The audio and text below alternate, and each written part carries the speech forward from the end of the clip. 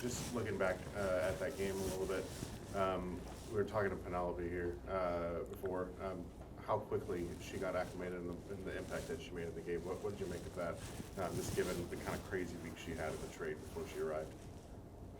Yeah, we one of the reasons we went and tried to get Penelope was that she had some experience under her belt, and that means that for opening days and just overall, she's been out there before. So, it wasn't a ton of training under her belt, but we thought that, she'd come in and help the game. So she almost scored in her first touches, I think. But yeah, it's just the experience part of things, and I thought she met the demands. And she'll need some time now to get adjusted to who we are and getting her feet under herself here. But we're happy with that. We've added her.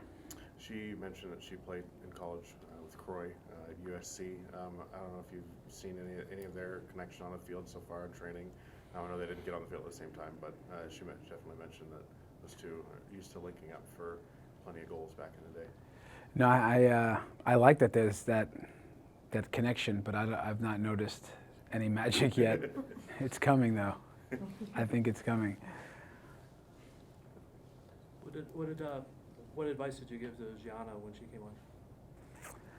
Told her to be herself, congratulate him, like, congrats, this is it. You've earned these minutes, and be aggressive, bring the energy. And she did just that. So not too much advice. She knows what to do at that stage, just trying to keep her relaxed. With a lot of games coming up here over the next week, are we going to see more of her and maybe the rest of that rookie class? You should expect to see over three games in 6 days, We'll see some rotations in there. We'll use our roster. It's a tricky one, Sunday, Wednesday, Saturday. It's not a great combo because of the short rest each time, but this is a good thing for us because we like our roster and we're going to use the players and just get the right combinations and take it one game at a time, but we'll have a plan going into the week, and it's definitely to utilize what we have. I think a lot of those games are on turf too, and then you're going to have that travel and all that stuff. Is it going to be harder to maybe bring back some of the players that are coming off of injury to get them time?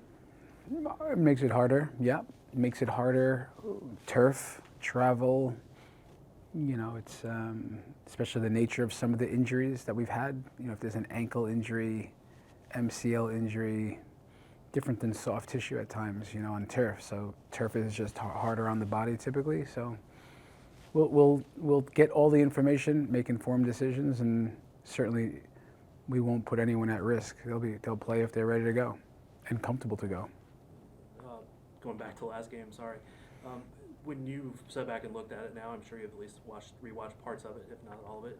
Have you seen something that maybe you didn't see at first?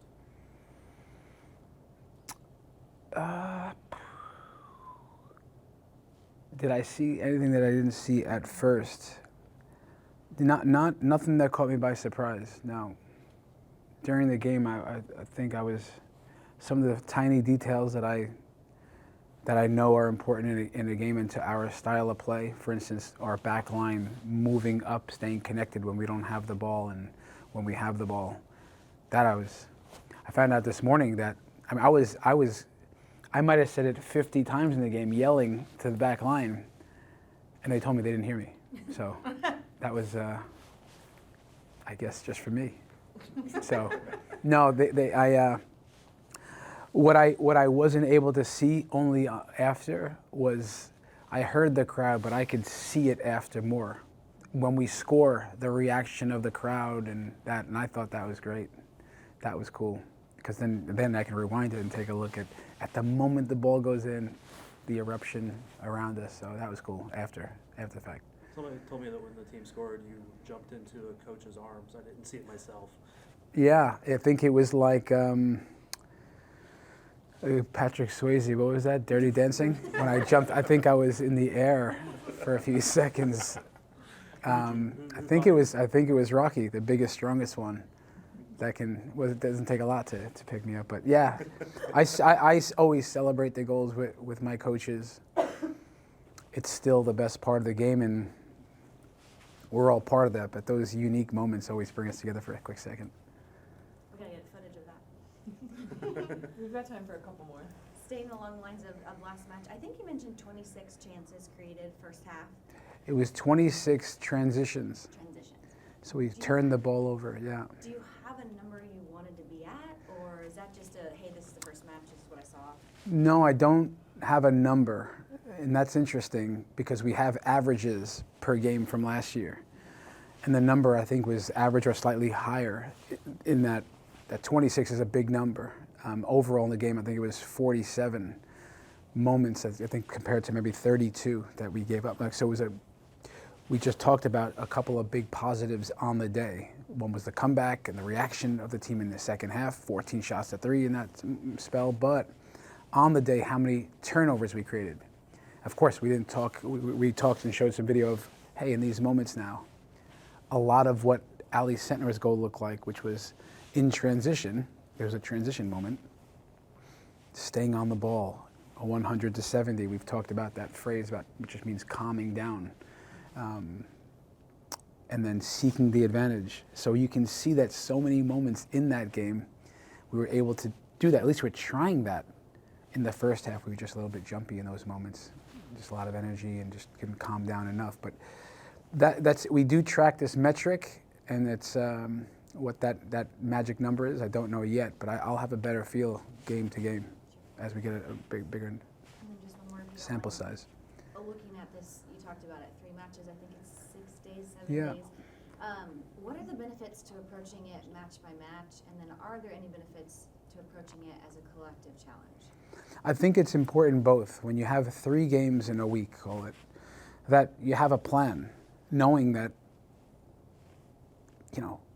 you can't run your team into the ground. This is how injuries come, and you got to protect the players. Also put out a fresh team to play with the intensity we want to play with.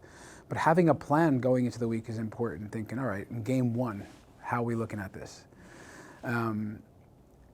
But you can't, you're never locked into it because how many minutes do players play? Who's healthy? How are the injured players that likely be on the trip? How are they coming along? So I do think it's important to think about certain players having our information on the inside of who can physically, who cannot play. Some can start all 3 games. You just can't play all 3 games. So it's how do you want to start? How do you want to finish? And who are you really saying, you know what, in this 3-game stretch, who's definitely getting at least 1 start? So we'll have a strategy and then take the information from game 1 and sets up game 2 and 3. Speaking of health, how is Lowe, Rocky, and Timoth? They're all getting very close. That's what I can tell you. That Temwive said it. She's out there with us and just in a controlled setting, coming along, and just looks great. And just having her out there is energizing to the team. Having our captain and alongside Rocky, just experience and veterans, and it's great. And Lowe's energy and leadership, be great to have that back. They're getting very close too. So I would expect them. Again, it's questionable because of turf and the nature of their injuries. We've got to just check in, but they're doing very well and getting close, which is great. And it was great to see other players step in and do a really nice job in there, in Katie Scott and Bailey Feist. I was just going to, you said you like the depth that this team has. What do you like about it? I know a lot of people will look at the amount of rookies kind of on the roster and say that might be not proven depth. So what about that kind of excites you about that group and maybe becoming proven? Listen, we added some experience in Penelope. We have, Haley Hopkins coming off the bench the other day. I thought it brought something. You have young players as depth. They're coming with fearlessness and energy, and you'll get to see Gianna, hopefully, Amelia White along the way, Lainey Roos along the way. I love that the depth. We have a combination of experience and then some youth and all that understand how to play the way we want to play. The best part about what I like is that we get to find out who we are as a roster. I'm learning this as you all are, of when those lights come on, who can be, who can meet the demands of these games. And with a lot of attackers out, Coop coming back, and from last year, Bia not there, and Temwa, how are we going to score goals? We scored, I think our XG was the second highest in the entire NWSL on match day 1. that's good for our team because it was without certain players. We created chances, 14 in the second half. We had a lot of shots on goal, a lot from the areas that we want to shoot from. That's exciting because you're doing that with some starters and some depth as well. So that's getting to know the roster.